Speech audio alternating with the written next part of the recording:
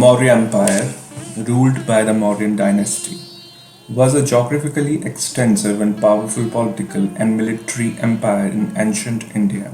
Chandragupta Maurya, the founder of Mauryan Empire, succeeded to the Nanda throne in about 321 BC. At the age of 25, the historical texts has it that the Brahmin Kautilya was his mentor and guide. His political achievements include victory over Nandas. Chandragupta took advantage of the growing unpopularity of the Nandas in the last years of their rule.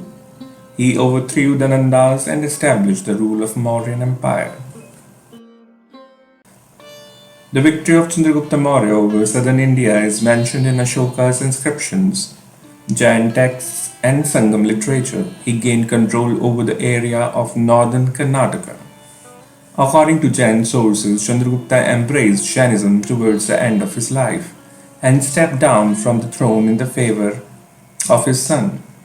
Accompanied by Bhadrabahu, a Jain saint, and several other monks, he is said to have gone to Sarvana Belgola in Karnataka. Chandragupta Maurya was a great warrior, empire builder, and a skilled administrator.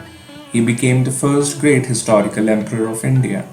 He is regarded as the first ruler of the integrated India.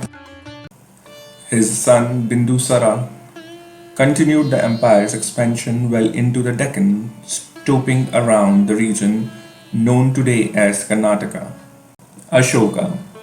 He was the son of Bindusara. Right from his childhood, Ashoka showed great promise in the field of administration. Bindusara, impressed by his skill and knowledge, appointed him as a governor of the Ujjain or Avanti. After becoming a ruler, Ashoka fought a single battle, that was the Battle of Kalinga. This war is mentioned in the 13th major rock edict. Ashoka fought this battle in the 8th year of his reign in 261 BC.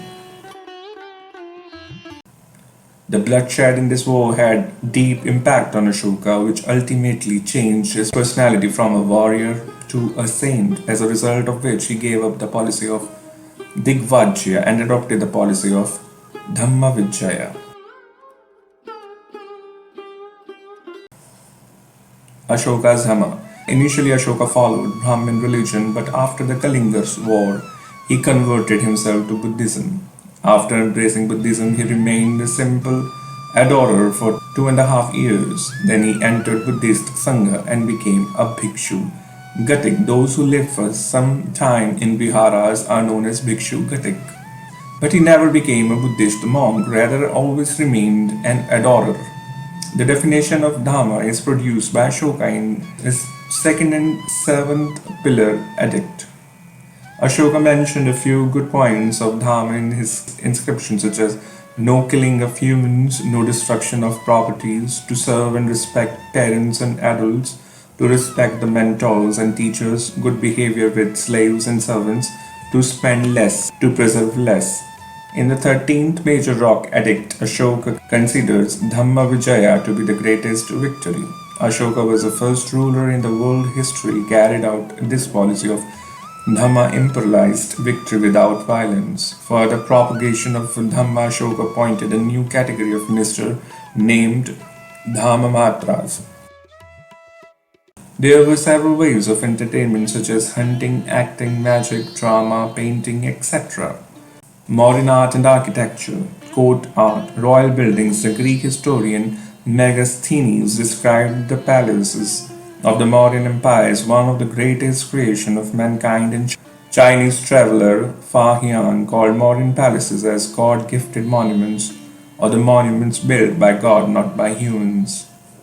About Patliputra, Megasthenes mentions it had 64 entrances and 570 towns. Pillars. The majestic freestanding Ashokan pillars symbolize the axis of the world that separated heaven and earth. Ashoka mainly used these pillars for the propagation of Dhamma.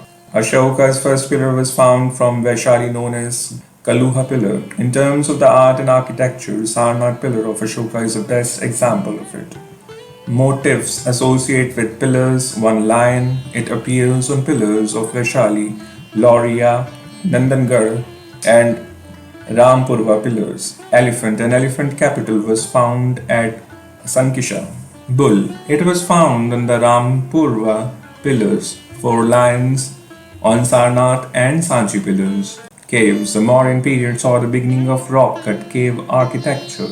The Barabar and Nagarjuni hills contain several caves which are built by Ashoka and Dashratha. The caves are simple but have highly polished interiors. The only sculpture ornamentation is a relief carving on the doorway of a cave known as Lomas Rishi Cave. These caves were dedicated by Ashoka and Dashratha to the Ajivikas. Sanchi Stupa in Madhya Pradesh is the most famous of the Ashokan stupas. Pirvaha Stupa in Uttar Pradesh is oldest one. There are several important stupas which were built by Ashoka, for example, Bahrut Stupa, Sanchi Stupa, Dharmarachika Stupa at Sarnath and Taxila, Bodhgaya Stupa and Bairat Stupa. Ashoka reign marked an important stage in the history of Buddhist stupa. Mauryan economy, revenue system and taxation. The primary source of revenue for the state was the land revenue. The royal share of the produce of the soil is known as bhaga, generally amounted to one-sixth. There were two types of land: state land or Rajkiya Bhumi. The income derived from this land was known as Sita. Private land or Niji Bhumi. The income derived from this land was known as Bhaga. This land belonged to the farmers. They had to pay one-fourth or one-sixth as tax. Tax was collected both in cash and kind. The prime industry during the Mauryans were spinning and weaving. Madura, Aparant, Kalinga, Kashi, Vatsa, and Mahishmati are mentioned as important cotton textile center in Kautilya's Arthashastra.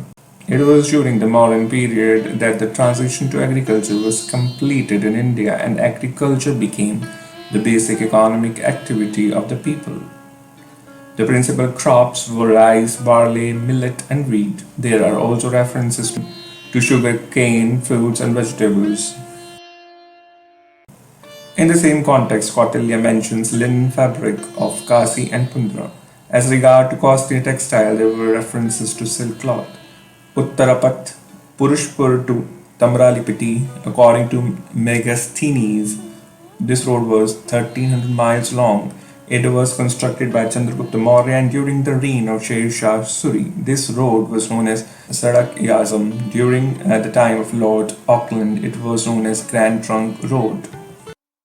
Coins. In Arthashastra, coins were called as Roop.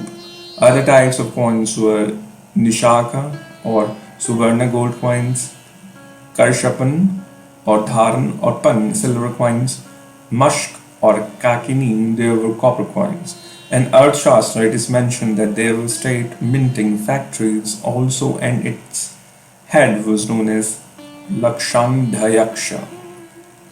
Month of Mauryan started from July. Apart from these, there were also called punch-marked coins.